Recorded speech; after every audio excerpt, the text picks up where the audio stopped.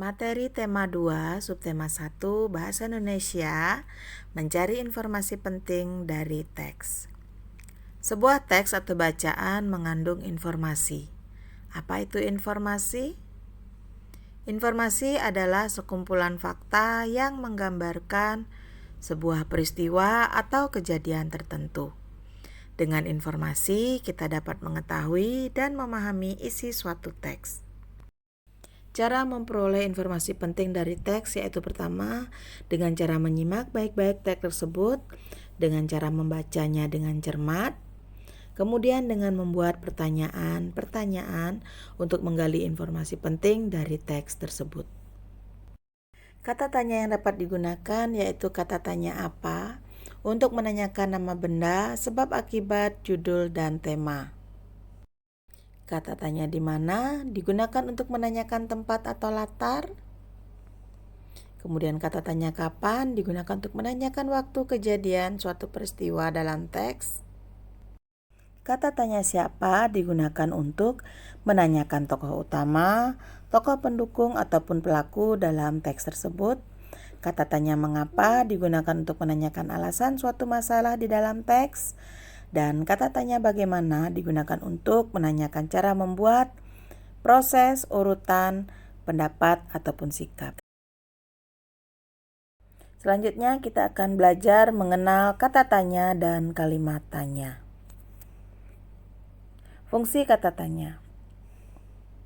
Kata tanya adalah kata yang dipakai dalam kalimat tanya untuk menanyakan sesuatu, baik itu orang, benda, perbuatan, atau tindakan, keadaan atau situasi, dan lain sebagainya. Sedangkan kalimat tanya adalah kalimat yang di dalamnya terkandung sebuah pertanyaan kepada pihak lain yang diajukan untuk memperoleh jawaban atau informasi penting dari pihak yang ditanyakan. Adapun ciri-ciri kata tanya yaitu pertama, kata tanya selalu diikuti dengan tanda tanya pada akhir kalimat. Kemudian kata tanya biasanya terletak di awal sebuah kalimat tanya.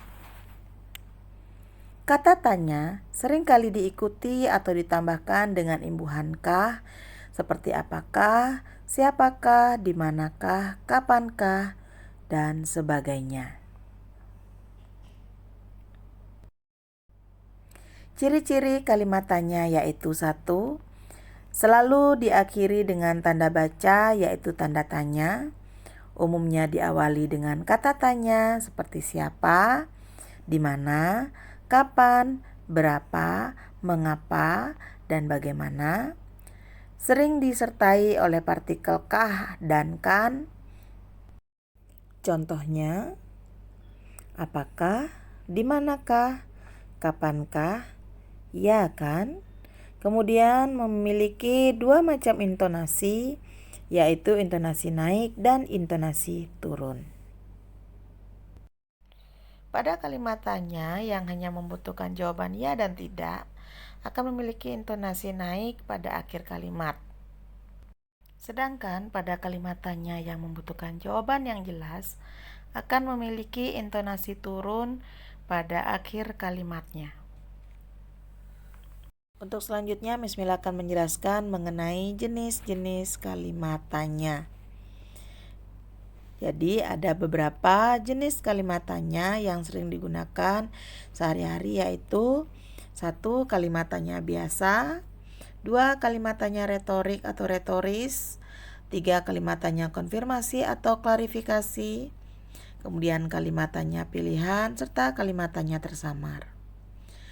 Kalimat tanya biasa adalah kalimat tanya yang digunakan untuk pertanyaan yang bertujuan untuk menggali penjelasan atau menggali informasi. Contohnya, setelah tamat kuliah, apa selanjutnya yang akan kamu lakukan?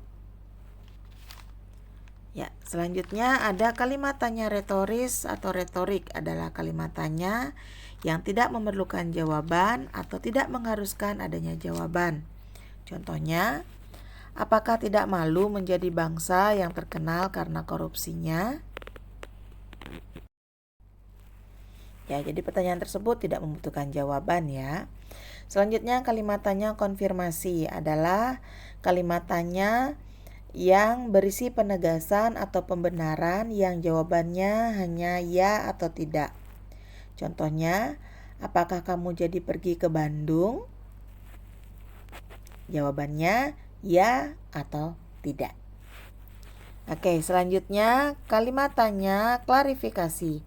Kalimat tanya klarifikasi ini hampir sama dengan kalimat tanya konfirmasi. Jadi, merupakan kalimat tanya yang berisi penegasan atau pembenaran yang jawabannya ya dan tidak. Contohnya, apakah kamu jadi pergi ke Bandung? Apakah dia orang yang mencarimu kemarin? Apakah kamu sudah makan? Ya, itu ya contoh-contohnya. Selanjutnya, kalimat tanya pilihan adalah kalimat tanya yang bertujuan untuk mengajukan pilihan. Contohnya, kamu suka jus apel atau jus mangga? Kamu akan pergi ke Surabaya atau ke Jakarta? Dan masih banyak lagi contoh kalimat tanya pilihan lainnya ya. Tentu kalian bisa membuatnya sendiri. Nah, untuk selanjutnya ada kalimat tanya tersamar adalah kalimat tanya yang berisi pertanyaan yang diajukan secara tidak langsung, bukan untuk menggali informasi, tetapi mengandung maksud-maksud tertentu. Contohnya, apakah kamu tidak punya hati sampai tega berkata kasar? Itu merupakan kalimat tanya yang bertujuannya menyindir. Kemudian kalimat tanya lainnya, contohnya, tas ini sangat berat, maukah kamu membantuku? Nah, kalimat tanya tersamar tersebut bertujuan untuk memohon atau meminta bantuan. Nah, sekian anak-anak materi mengenai kalimat tanya dan kata tanya yang digunakan untuk menggali informasi dalam suatu teks. Bu Guru harapkan kalian dapat memahami materi yang Miss Mila berikan hari ini.